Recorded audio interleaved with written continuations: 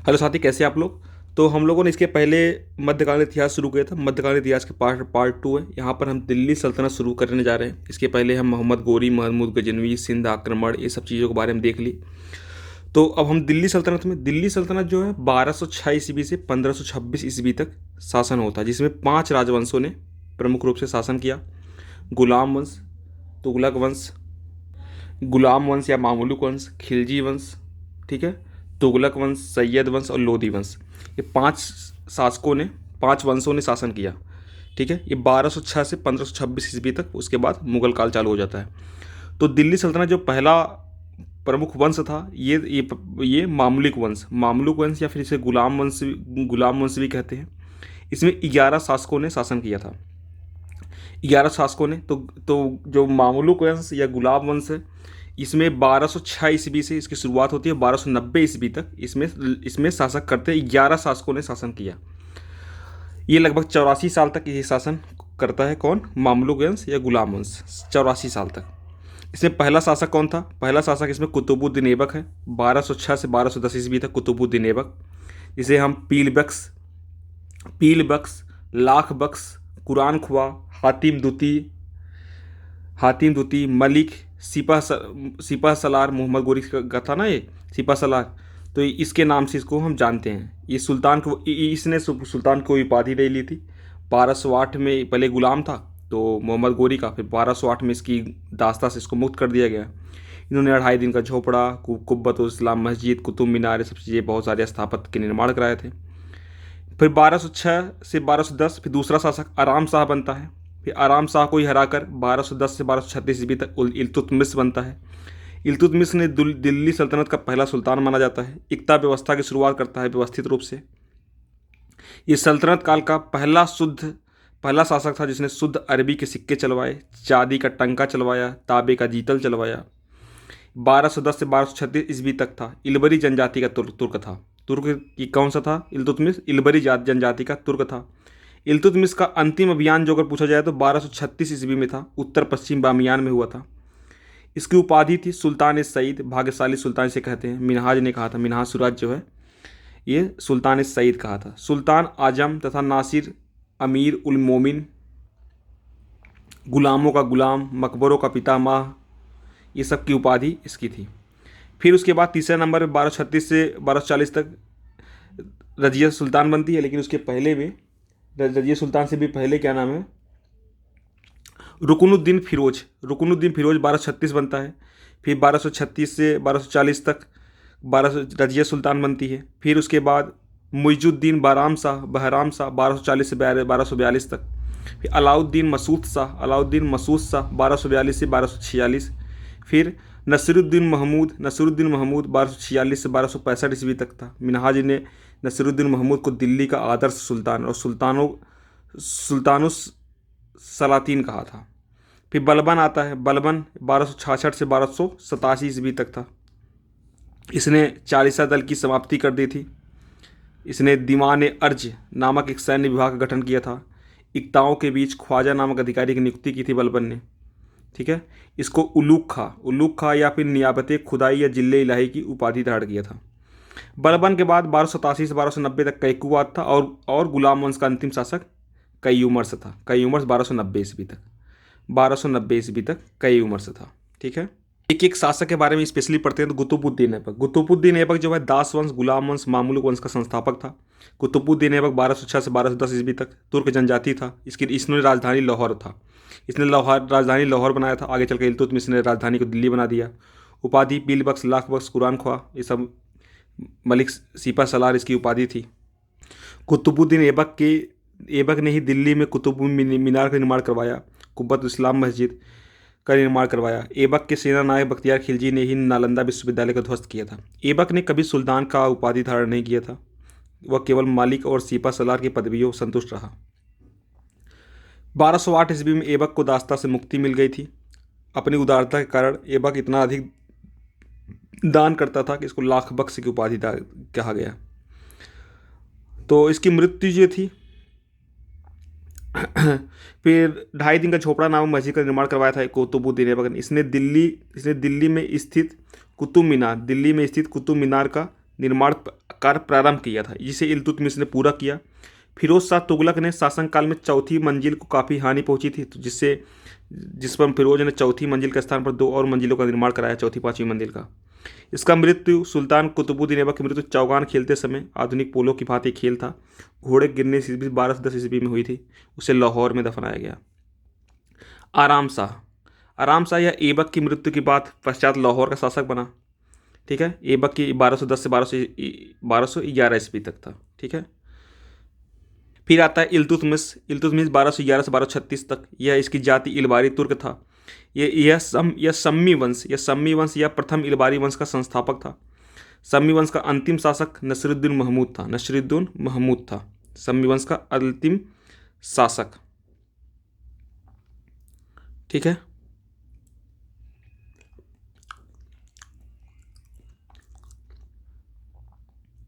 नसीरुद्दीन महमूद था। इसने सुल्तान सईद, गुलामों का गुलाम, अकबरों का पितामह, ये सब उपाधि। दिल्ली का पहला सुल्तान था इल्तुतमिश था। उसने सुल्तान के पद को स्वीकृति उसने सुल्तान के पद की स्वीकृति गोर के किसी शासक ने अभी तो खलीफा से प्राप्त की थी। इसने खलीफा से ही सुल्तान की प्राप्ति की थी।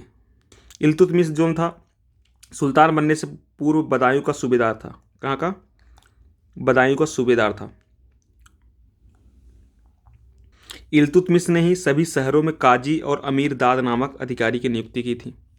इल्तुतमिश के प्रमुख अभियान के बारे में बात करें, 1226 में इल्तुतमिश द्वारा रणथंबोर जीता गया। 1227 में शिवालिक की पहाड़ियों पर मंडावर विजय किया। 1232 में मंगलदेव को पराजित किया, ग्वालियर में परिहार शासक थे। 1236 में इल्तुतमिश का अंतिम अभियान उत्तर पश्चिम अभियान पर था और 1236 में इल्तुतमिश की मृत्यु हो गई। इल्तुतमिश ने चहलगानी पद्धति को शुरू किया था, चालीसा दल का गठन किया था। ठीक है, फिर 1236 में रुकनुद्दीन फिरोज बनता है। रुकनुद्दीन फिरोज जो है इल्तुतमिश का दूसरा पुत्र था। इल्तुतमिश का ज्येष्ठ पुत्र जो था नसीरुद्दीन महमूद था। फिर इसके बाद नंबर आता था, रुकनुद्दीन फिरोज शाह बनता है। फिर उसके बाद उसको हटाकर सुल्तान रजिया बनती है 1240 ईस्वी में।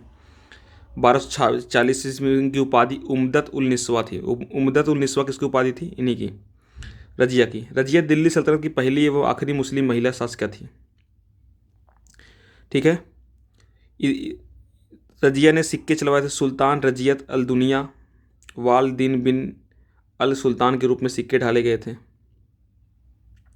ठीक है, 1240 ईस्वी में कैथल में डकैतों ने रजिया एवं अल दुनिया की हत्या कर दी थी। दिल्ली सल्तनत की प्रथम एवं अंतिम महिला शासिका रजिया सुल्तान 36 से 40। व्यक्तिगत दृष्टि से उसने भारत में पहली बार स्त्री के संबंध में इस्लाम की परंपराओं का उल्लंघन किया और राजनीतिक दृष्टि से उसने शक्ति को सरदारों अथवा सूबेदारों में विभाजित किया करने के स्थान पर सुल्तान के हाथों में केंद्रित करने पर बल दिया। इस प्रकार उसने इल्तुतमिश के संपूर्ण प्रभुत्व संपन्न राष्ट्र के सिद्धांत का समर्थन किया।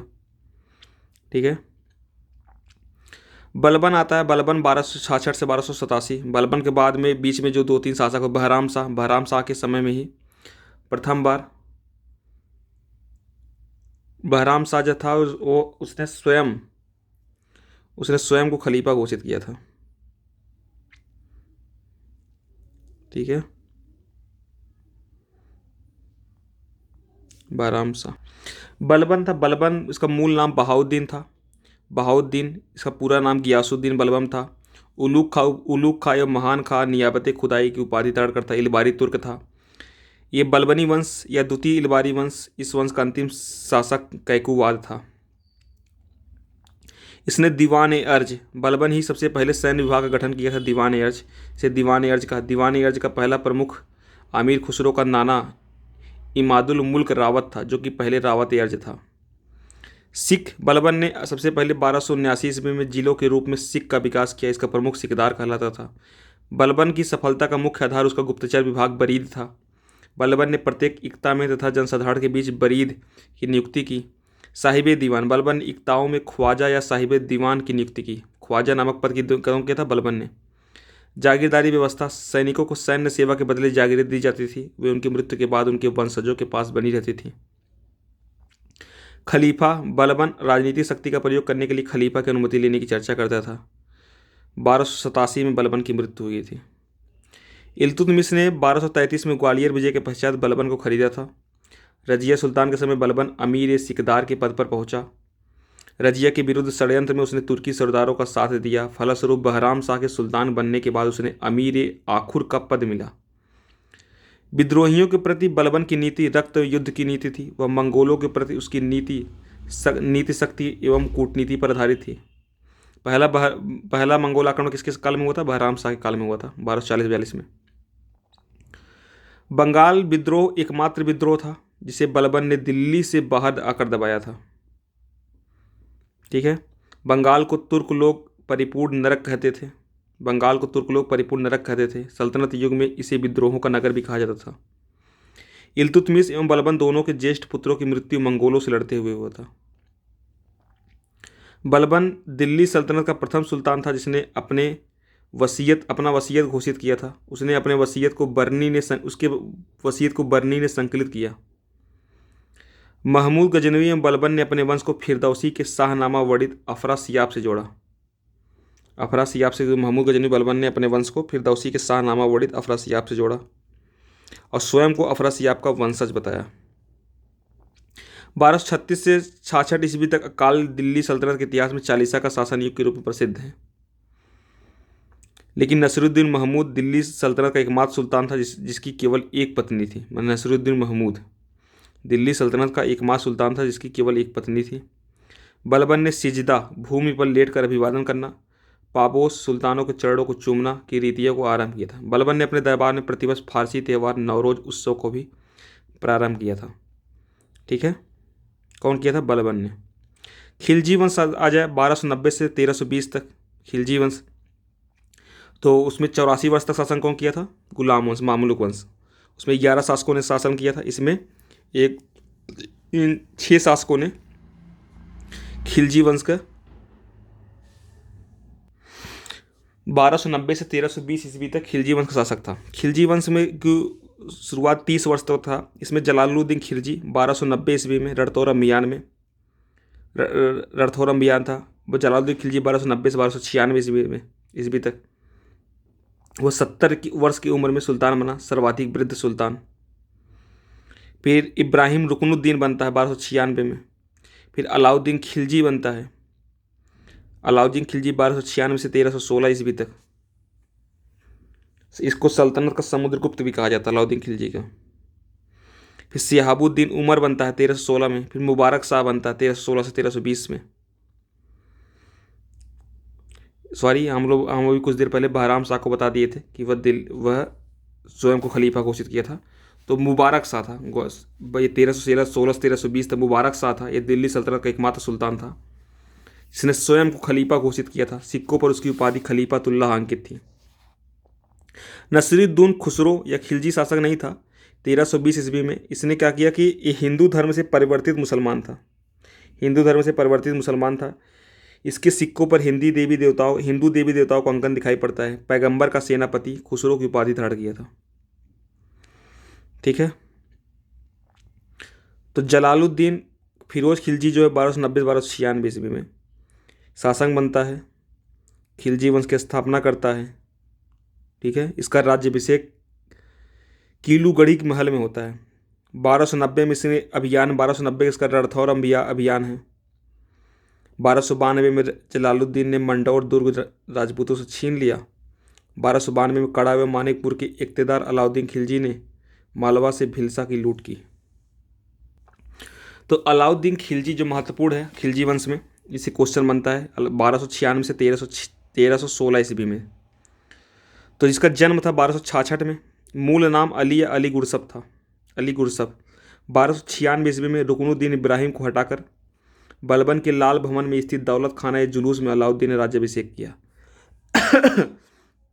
इसे सल्तनत का समुद्रगुप्त कहा जाता है, सिकंदर द्वितीय कहा जाता है।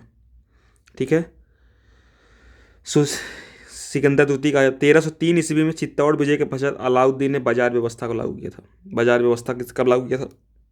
1303 में, चित्तौड़ विजय। तो अलाउद्दीन खिलजी के अभियान पूछता है। तो अभियान जो है उत्तर भारत का अभियान, तो गुजरात अभियान हुआ था 1298 ईस्वी में। अलाउद्दीन ने उलूग खां एवं नुसरत खां को गुजरात विजय के लिए भेजा था। 1298 में गुजरात अभियान। 1299 ईस्वी में इसने जैसलमेर विजय किया था, जैसलमेर विजय। फिर रणथंभौर विजय कब किया था? 1301 ईस्वी में। 1301 ईस्वी में रणथंभौर विजय। चित्तौड़ विजय 1303 में। मालवा विजय 1305 ईस्वी में। 1305 ईस्वी में मालवा विजय किया था। 1311 ईस्वी में अलाउद्दीन खिलजी ने अपनी एक नौकरानी गुलुबिहिस्त के नेतृत्व में सेना भेजी थी। 1300 जालौर में। कहाँ? जालौर में। दक्षिण अभियान की बात की जाए तो अभियान का नेतृत्व दक्षिण अभियान नायब मलिक काफूर के नेतृत्व में हुआ था। ख्वाजा हाजी इसका सहायक था। तो पहला इसका अभियान था देवगिरी का अभियान 1307 ईस्वी में। मलिक काफूर ने देवगिरी के शासक रामचंद्र देव को हराया था 1307 में। वारंगल का अभियान 1309 में तेलंगाना पर आक्रमण हुआ था। इसकी राजधानी वारंगल थी। यहाँ पर काकतीय वंश का शासन था वारंगल में 1309 ईस्वी में।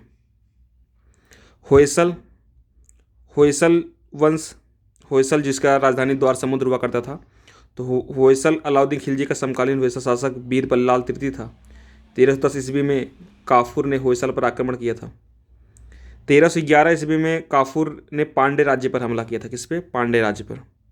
अगर पूछा जाए तो पहला दक्षिण अभियान कब हुआ था? 1307 में। अगर क्रम दे दिया जाए तो सबसे पहले गुजरात अभियान, फिर जैसलमेर अभियान 1299, फिर रणथंभौर अभियान, फिर चित्तौड़ अभियान, फिर मालवा अभियान, फिर देवगिरी का अभियान, फिर वारंगल अभियान, फिर होयसल का अभियान, फिर पांडे राज्य का अभियान 1311 में।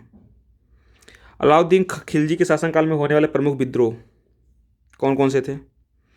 तो मंगोलों का विद्रोह कहा जाता है कि अलाउद्दीन खिलजी के शासनकाल में सबसे अधिक विद्रोह हुए थे। मंगोलों का सबसे ज़्यादा आक्रमण हुआ था। तो यह मंगोलों का आक्रमण या अलाउद्दीन खिलजी काल में होने वाला पहला विद्रोह था। 1299 ईस्वी में नवीन मुसलमानों ने गुजरात की लूट के एक बड़े हिस्से की मांग को लेकर विद्रोह कर दिया था। ठीक है।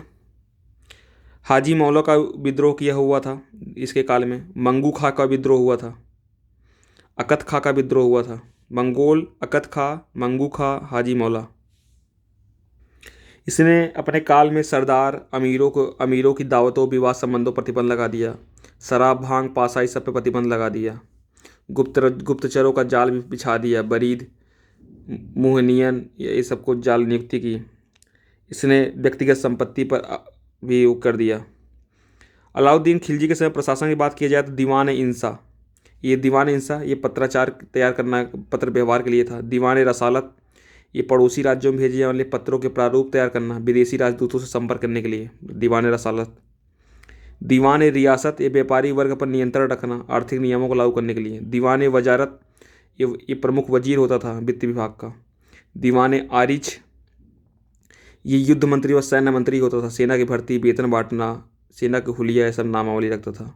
सहनाए मंडी बाजार नियंत्रण का अधीक्षक होता था। बाजार का प्रमुख सहना था और तीनों सहना का प्रमुख सहनाए मंडी होता था। मुहत्सिब ये जनसाधारण के आचरण का रक्षा रखता था, माप तौल का निरीक्षण करता था मुहत्सिब। परवाना नवीस व्यापारियों को परमिट लाइसेंस जारी करता था। मुहनियन ये जासूस होता था। बरीद गुप्तचर विभाग का अधिकारी होता था। वकील राजमहल के कार्यों को देखरेख करने वाला अधिकारी होता था। सरजानदार सुल्तान के अंगरक्षकों के मुखिया कहा जाता था। इनके अतिरिक्त कुछ राजमहल में अन्य अधिकारी थे। अमीर याखूर, सहना ए पील, अमीर ए शिकार, शराबदार ये सब थे। अलाउद्दीन खिलजी दिल्ली का पहला सुल्तान था जिसने धर्म पर राज्य का नियंत्रण स्थापित किया।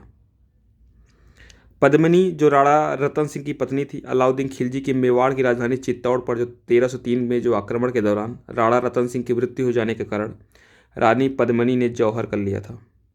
पद्मिनी की कहानी का आधार 1540 ईस्वी में मलिक मोहम्मद जायसी द्वारा लिखित काव्य पुस्तक पद्मावत है। अगला पॉइंट है कि 1296 में ईस्वी में देवगिरी के शासक रामचंद्र देव ने अलाउद्दीन के सफल आक्रमण से बाध्य होकर उसे प्रतिवर्ष एलिचपुर की आय भेजने का वायदा किया था, परंतु 1305 ईस्वी 1306 में उसने एक कर दिल्ली नहीं भेजी। तो 1307 में मलिक काफूर के नेतृत्व में आक्रमण भेजा गया। तो रामचंद्र देव ने आत्मसमर्पण किया।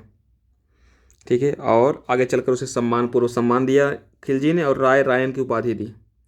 अलाउद्दीन ने रामचंद्र देव को 1 लाख सोने का टंका, नौसारी जिला देकर उसे राज्य वापस भेज दिया। आगे चलकर 1322 में मलिक काफूर ने रामचंद्र के पुत्र शंकर देव के विरुद्ध भी एक अभियान किया था। मलिक काफूर को अलाउद्दीन ने अपनी गुजरात विजय के दौरान प्राप्त किया था। इसे मलिक काफूर को 1000 दिनारी भी कहा जाता था।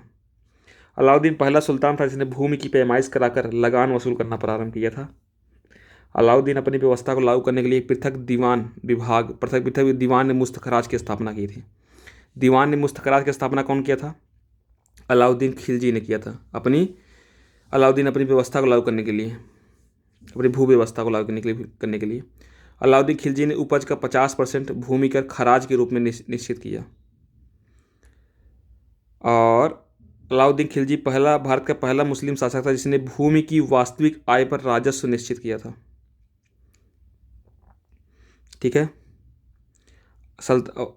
खिलजी ने सार्वजनिक वितरण प्रणाली आरंभ किया था। अलाउद्दीन खिलजी ने 2 नए कर, घरी कर जो कि घरों झुपड़ियों पर लगाया जाता था, चराई कर जो दुधारू पशुओं पर लगाया था। अलाउद्दीन खिलजी पहला सुल्तान है जिसने वेश्यावृत्ति को रोकने का प्रयास किया था। मुगल काल में औरंगजेब ने भी वेश्यावृत्ति को निषेध किया था। अकबर ने वेश्याओं को शहर से हटाकर शैतानपुरी में बसाया था, शैतानपुरी में। फिर साथ ही अगला आता है 1316 से 1320 तक कुतुबुद्दीन मुबारक खिलजी। कुतुबुद्दीन मुबारक खिलजी दिल्ली सल्तनत का एकमात्र सुल्तान था जिसने स्वयं को खलीफा घोषित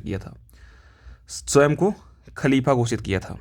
मुबारक खिलजी का शासन उदारता के साथ आरंभ हुआ था। उसकी नीति थी क्षमा करो भूल जाओ, क्षमा करो भूल जाओ, क्षमा करो भूल जाओ। और इसने मुबारक खिलजी ने अलाउद्दीन खिलजी के सभी भूमि एवं बाजार संबंधी जो नियम थे उसको सब अंत कर दिया। ठीक है। तो मलिक दिनार जो अलाउद्दीन को सहनाए पील था, जफर खा की उपाधि दी गई। बरनी के अनुसार मुबारक खिलजी दरबार में स्त्रियों के वस्त्र पहनकर आता और कभी कभी तो नग्न होकर दरबारियों के बीच दौड़ा करता था। ठीक है। फिर 1320 में अगला शासक नसीरुद्दीन खुसरो शाह था। नसीरुद्दीन खुसरो शाह जो हिंदू धर्म के परिवर्तित मुसलमान शासक था। हिंदू धर्म से परिवर्तित मुसलमान था। हिंदू धर्म से परिवर्तित मुसलमान था। इसके बारे में कहा जाता है कि इसने अपने सिक्कों पर हिंदू देवी देवताओं का अंकन भी इसके सिक्कों पर दिखाई पड़ता है। हिंदू देवी देवताओं का अंकन। भारत में इक्ता व्यवस्था की अगर देखा जाए तो इक्ता व्यवस्था की शुरुआत है तो मुइजुद्दीन मोहम्मद गोरी जो है भारत में इक्तादारी प्रथा का आरंभ मोहम्मद गोरी ने किया था।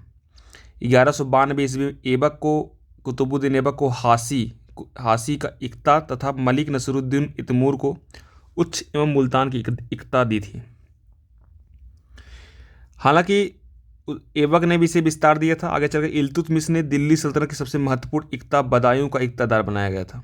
इल्तुतमिश को दिल्ली सल्तनत की सबसे महत्वपूर्ण इक्ता बदायूं का इक्तादार बनाया गया था। इल्तुतमिश हालांकि गोरी ऐबक इक्ता व्यवस्था से छिटपुट स्तर पर ही कार्य किया था, लेकिन वह तो इल्तुतमिश ही था जिसने एक निश्चित नीति के तहत इक्तादारी व्यवस्था को अपने प्रशासन में लांघा बनाया। तो इल्तुतमिश ने किया था। बलबन ने इक्ताओं पर ख्वाजा या साहिब दीवान की नियुक्ति की। कौन किया था? बलबन ने।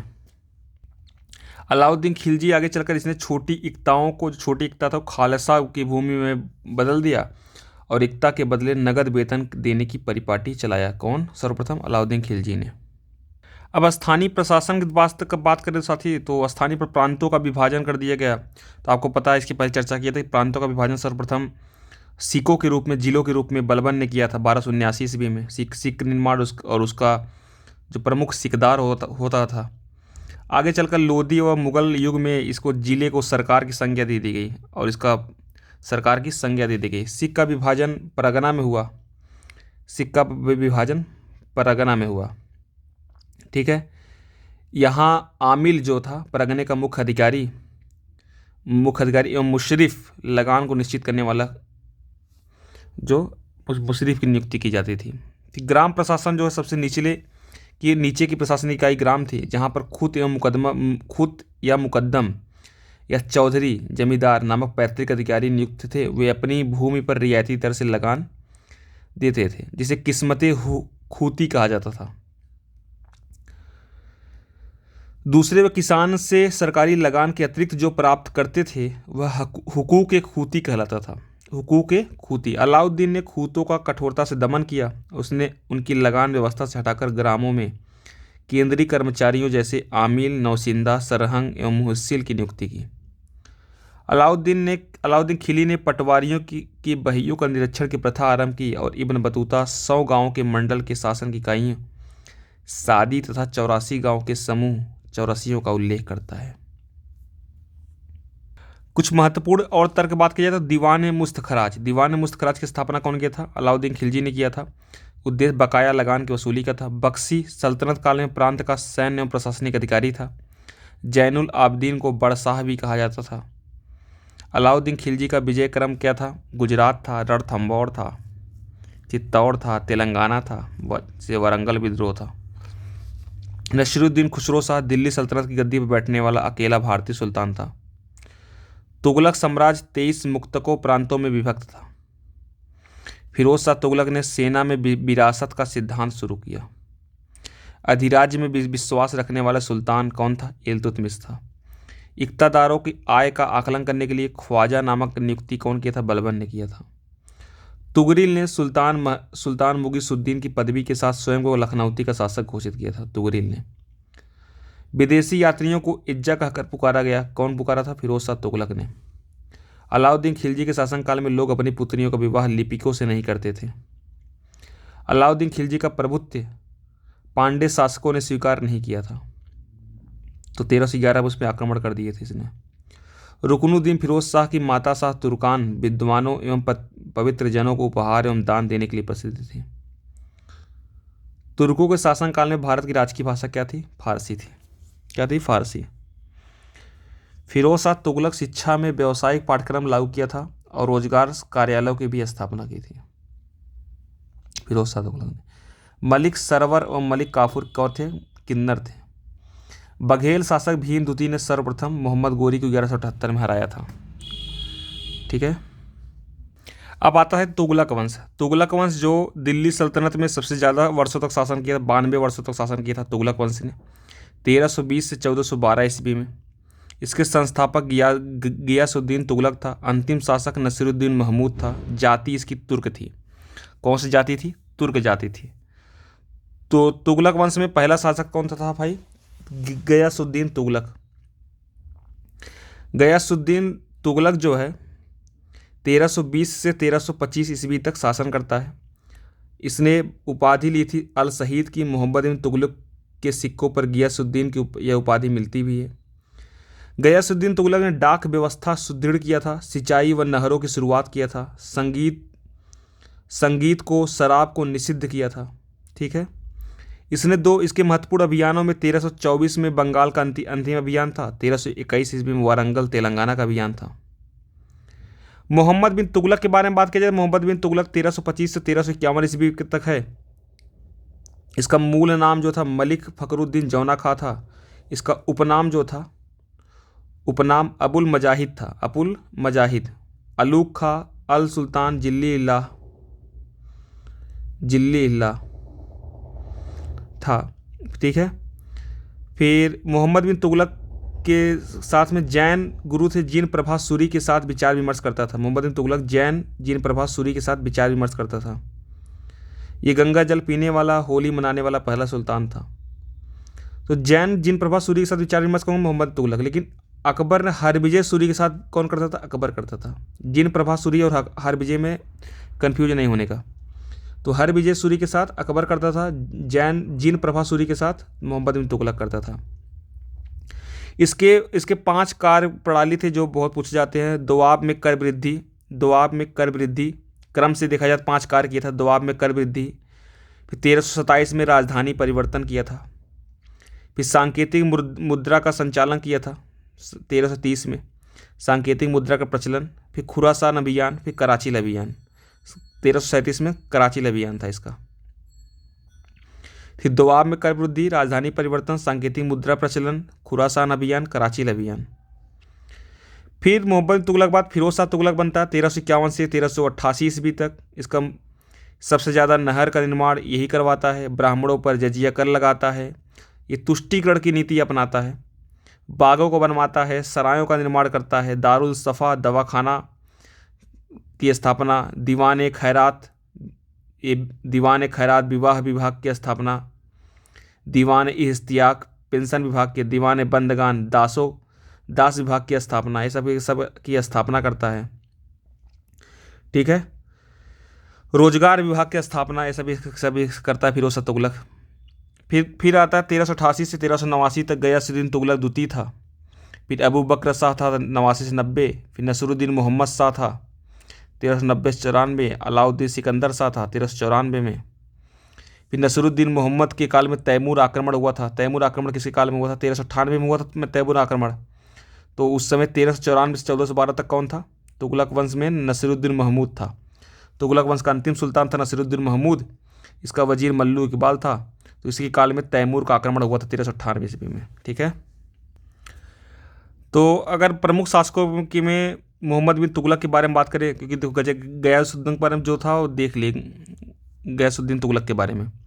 मोहम्मद बिन तुगलक के बारे में कहा जाता कि इसकी मृत्यु पर बदायूनी ने लिखा था कि सुल्तान को उसकी प्रजा से और प्रजा को अपनी सुल्तान से मुक्ति मिल गई। कुल विद्रोह, मोहम्मद बिन तुगलक के समय में होने वाले विद्रोह में बात किया जाए तो कुल विद्रोह 34 विद्रोह था। सर्वाधिक विद्रोह दक्षिण भारत में हुआ था 27 विद्रोह। इसका प्रथम विद्रोह था 1326 ईस्वी में सागर के इख्तियार बहाउद्दीन गुरसाप ने किया था। गुरसाप की उपाधि मोहम्मद बिन तुगलक को दी जाती है। ठीक है। गुरसाप की उपाधि मोहम्मद बिन तुगलक ने दी थी। 1327-28 में बहराम आइबा उर्फ किशलू खान ने मुल्तान में विद्रोह किया था। 1336 में हरियर और बुक्का ने विजयनगर की स्थापना किया था, स्वतंत्र राज्य की स्थापना कर लिए थे। ठीक है। 1338 में बंगाल में फखरुद्दीन शाह का विद्रोह, गुलबर्गा का अली शाह का विद्रोह, बहुत सारे विद्रोह। ये मतलब पहला शासक था जिसमें इसके शासनकाल में ही बहुत सारे राज्य स्वतंत्र रूप से हो गए। 1351 में अंतिम विद्रोह गुजरात में मोहम्मद बिन तुगलक के दास तगी ने किया था। 5 परियोजनाएं थी। दोआब में कर वृद्धि, राजधानी परिवर्तन, साकेंद्रिक मुद्रा का प्रचलन, कराची अभियान। खुरासान अभियान के बाद कराची अभियान था यार। ठीक है। खुरासान अभियान के बाद कराची अभियान था क्रम से। ठीक है। कुछ तथ्य के बारे में बात की जाए तो मोहम्मद बिन तुगलक दिल्ली पर बैठने वाला सुल्तानों में सबसे अधिक पढ़ा लिखा था, अच्छा सुलेखक कवि था। मोहम्मद बिन तुगलक पहला सुल्तान था जो गंगा जल का पान करता था, हिंदू त्योहारों होली में मनाता था, किसी बिना भेदभाव के पदों का आवंटन योग्यता के आधार पर करता था। ठीक है। एडवर्ड थॉमस ने उसे सिक्के बनाने वालों का सुल्तान एवं धनवानों का युवराज कहा। मोहम्मद बिन तुगलक को मुद्रा शास्त्री भी कहा जाता है। राजमुंदरी अभिलेख में मोहम्मद तुगलक उलूग खां को विजयों का उल्लेख है। इस लेख में उसे दुनिया का खान कहा गया है। मोहम्मद तुगलक का वर्णन पृथ्वी के सभी सम्राटों में मुकुट का मोती कहकर किया गया है। सरवन शिलालेख में उसका उल्लेख सभी सम्राटों में मुकुट का मोती कहकर पुकारा गया है।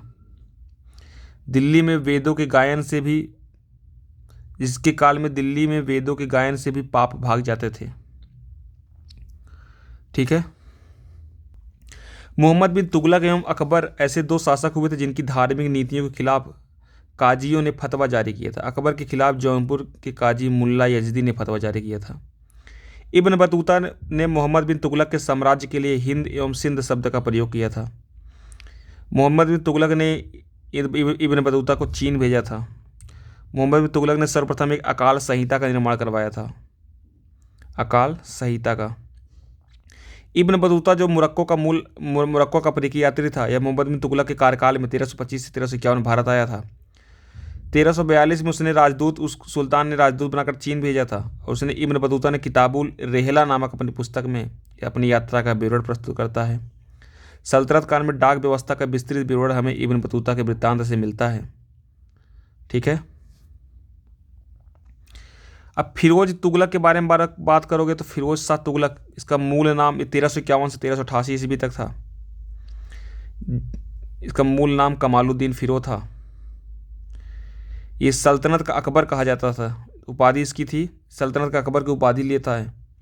सल्तनत का जय सिंह कहा जाता था। भवन निर्माताओं का राजा कहा जाता था। 1351 ईस्वी में ये सुल्तान बनता है। इसने नक्षत्रशाला, फिरोज ने फिरोजाबाद में नक्षत्रशाला की स्थापना की थी। फिरोज तुगलक एक निर्वाचित सुल्तान था। इसने तुष्टीकरण की नीति अपनाते हुए अमीरों और सैनिकों को संतुष्ट करने के लिए फिरोज तुगलक ने वंशानुगत सिद्धांत को लागू किया। वंशानुगत मतलब कि जो भूमि उमी सब दी जाती है वंशानुगत कर दिया गया था। इसने सिंचाई कर हक सर्व, फिरोज तुगलक ने पहला सुल्तान जिसने सिंचाई कर हक सर्व जो कि कुल उपज का 10% होती थी लगाया था। फिरोज शाह तुगलक ने बहुत सारे करों को हटा दिया था। करों को हटाकर, बहुत सारे कर हटाकर उसने उसने बहुत सारे जो कर थे उसको हटाकर कुछ महत्वपूर्ण जो पुराने जो कर होते थे उसको लागू कर दिया था बस। ठीक है। उसने गुलफरोशी जो फूलों की बिक्री पर कर था उसको हटा दिया। अमीरी तरफ मनोरंजन कर सब कुछ उसने हटा दिया था। बहुत सारे कर को हटा दिया था। फिरोज शाह तुगलक द्वारा खुदवाई गई 5 प्रमुख नहरें थी। पहली नहर थी यमुना नदी से हिसार तक 150 मील लंबी उलूग खानी नहर। दूसरी नहर सतलज नदी से घग्गर तक 96 मील लंबी राजवाही नहर। तीसरी नहर सिरमौर की पहाड़ी से हासी तक था। चौथी नहर घग्गर नदी के फिरोजाबाद तक था। पांचवी नहर यमुना नदी से फिरोजाबाद तक था। यमुना नदी से फिरोजाबाद तक, घग्गर नदी से फिरोजाबाद तक, सिरमौर की पहाड़ी से हासी तक, यमुना नदी से हिसार तक, सतलज नदी से घग्गर तक।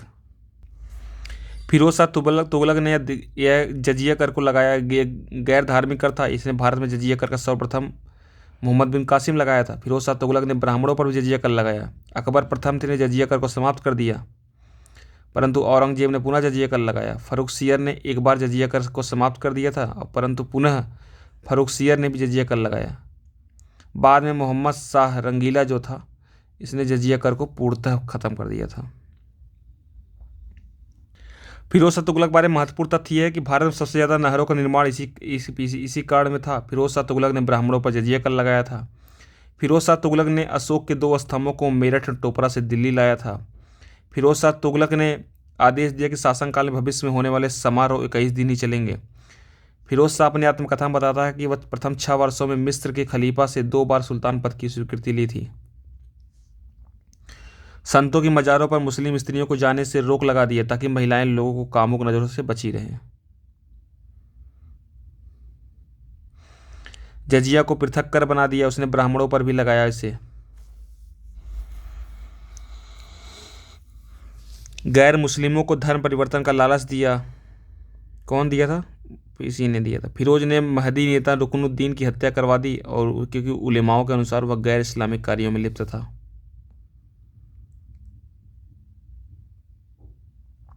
फिरोज शाह तुगलक ने दलाल ए बाजारहा क्रय विक्रय कर जो था उसको गृह कर, चारागाह कर सहित 24 करों को हटाकर सिर्फ 4 करों को लागू किया। जजिया, जकात, खराज एवं खम्स।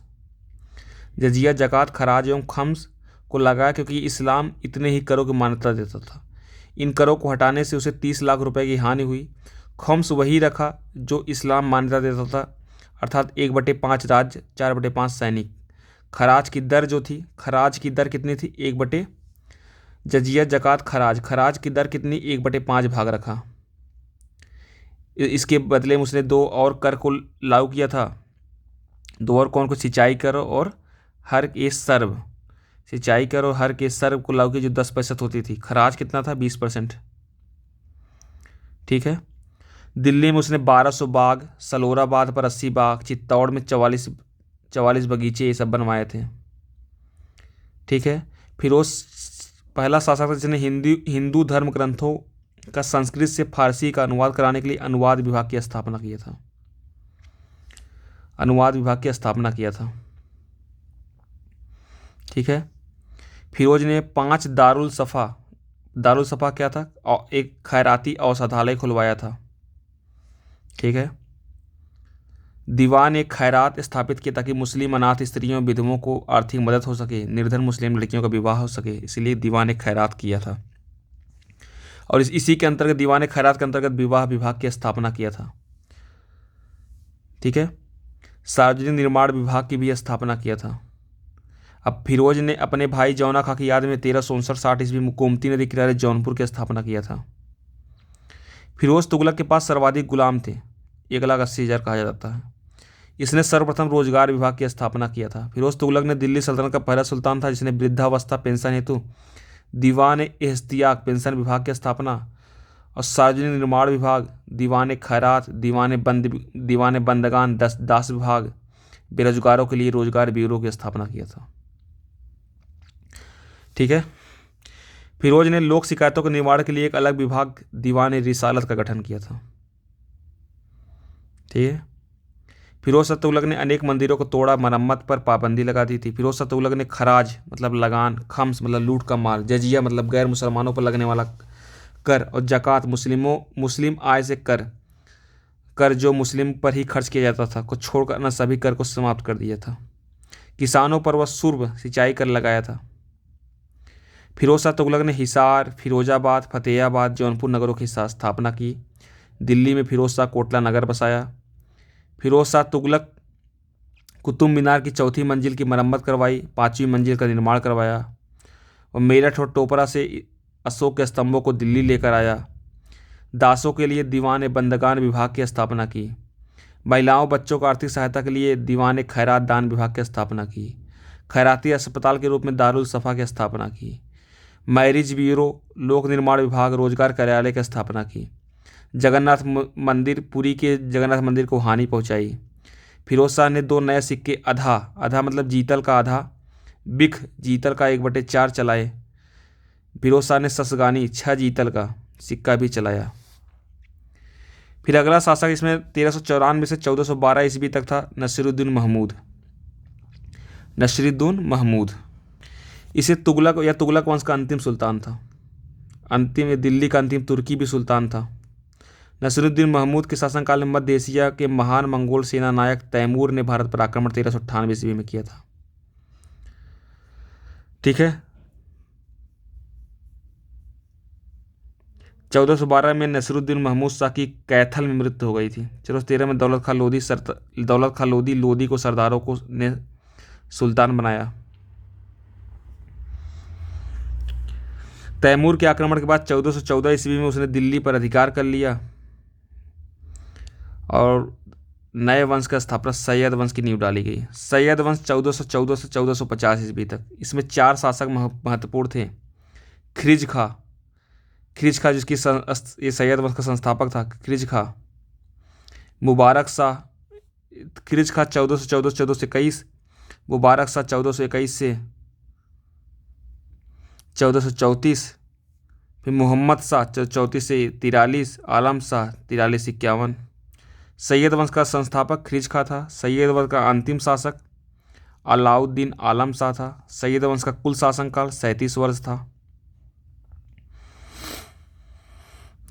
ठीक है, 37 वर्ष था। तब अब आता नंबर 1451 से 1526 ईस्वी तक लोधी वंश 75 वर्षों तक शासन करता है। लोधी वंश का संस्थापक बहलोल लोधी था। 1451 से 1489। गाजी की उपाधि इस्लाम की उपाधि लेता है। प्राचीन काल में बिंदुसार तथा मध्यकाल में बहलोल लोधी सिजेरियन तकनीक से जन्म लेने वाले शासक थे। बिंदुसार ये सिजेरियन मतलब ऑपरेशन से जन्म उनका हुआ था। इसका भी 2 बार राज्याभिषेक हुआ था बहलोल लोधी का। तो 2 बार जो राज्याभिषेक वाले में फिरोज शाह तुगलक का भी 2 बार हुआ था। बहलोल लोधी का भी 2 बार राज्याभिषेक हुआ था। इब्राहिम लोधी का भी 2 बार हुआ था। शेरशाह सूरी का 2 बार हुआ था। औरंगजेब और शिवाजी का भी 2 बार हुआ था।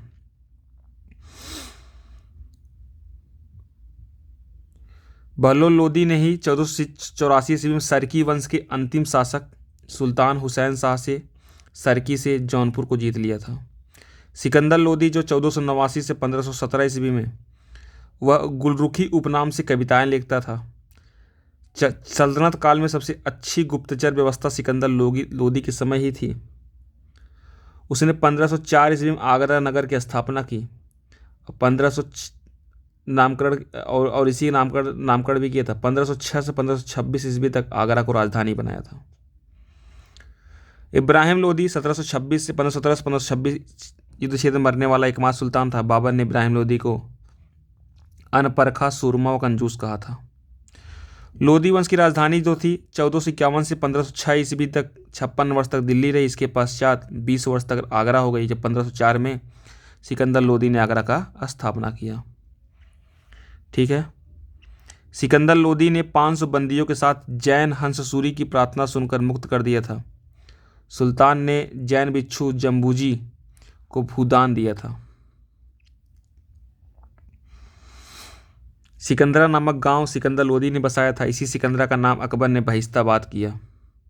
बहलोल लोधी के समय ग्वालियर का शासक कीर्ति सिंह, सिकंदर लोधी के समय मान सिंह और इब्राहिम लोधी के समय मान सिंह तथा इब्राहिम लोधी के समय मान सिंह का पुत्र विक्रमादित्य शासक था ग्वालियर का।